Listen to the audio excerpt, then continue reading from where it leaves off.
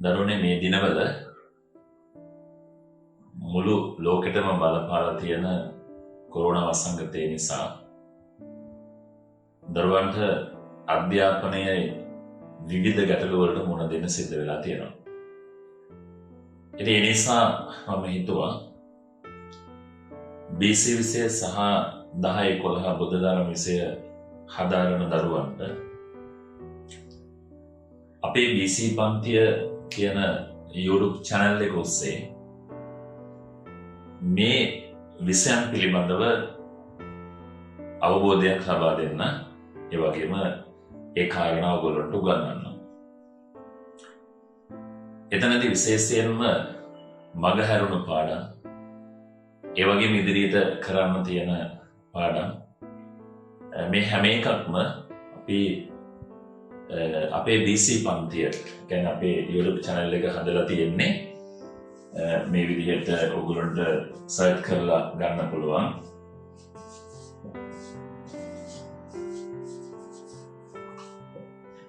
මෙන්න මේ යටතේ මේ මාතෘකාව යටතේ තමයි අපේ YouTube channel එක ක්‍රියාත්මක වෙන්නේ.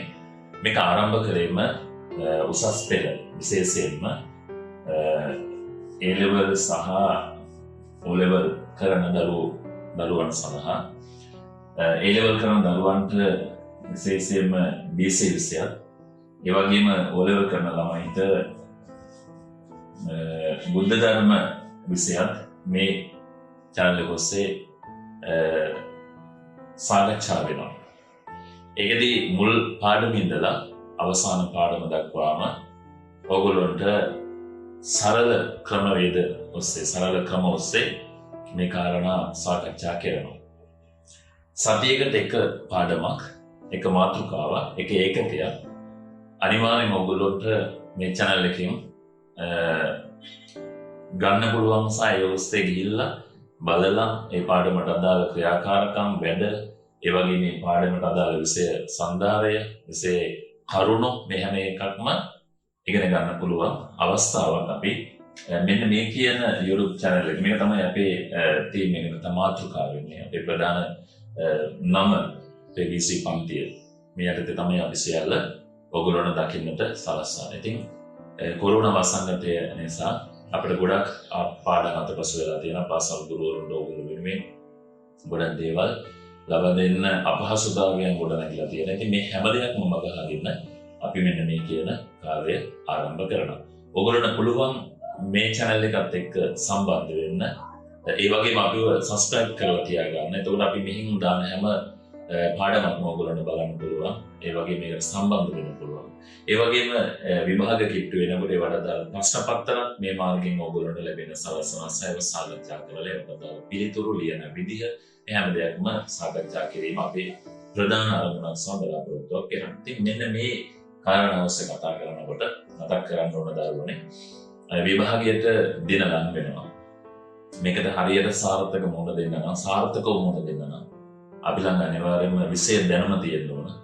ඒ වගේම ප්‍රශ්න පත්‍ර වලට ලියන කරුණු කාරණා අපි එකතු කරගන්න ඕන, පිළිතුරු එකතු කරගෙන තියෙන්න ඕන.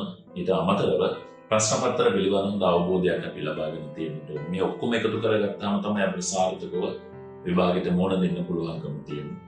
එහෙමනම් මේක එක්ක සම්බන්ධ වෙන අතරතුරම අපිට තවත් ගොඩක් දේවල් මේ මාර්ගෙන් ගන්න පුළුවන්. පුතාලට අනිවාර්යයෙන්ම සතියකට එක පාඩමක් මේ ඔස්සේ සම්බන්ධ වෙන ඕගොල්ලන්ට ලබා ගන්න ඉඩ සලස්වනවා.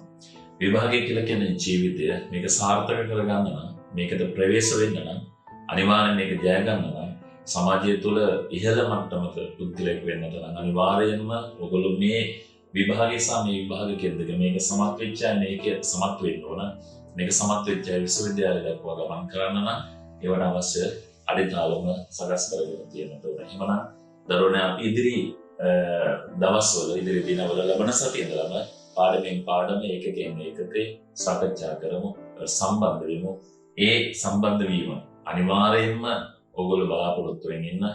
මම ඔයාලට පළවෙනි පාඩම, ඒ කියන්නේ O level වල පළවෙනි පාඩම සහ A level වල පළවෙනි පාඩම වශයෙන් වෙන වෙනම ඒ වීඩියෝ ටික ඔයගොල්ලන්ට බලන්න සලස්වනවා.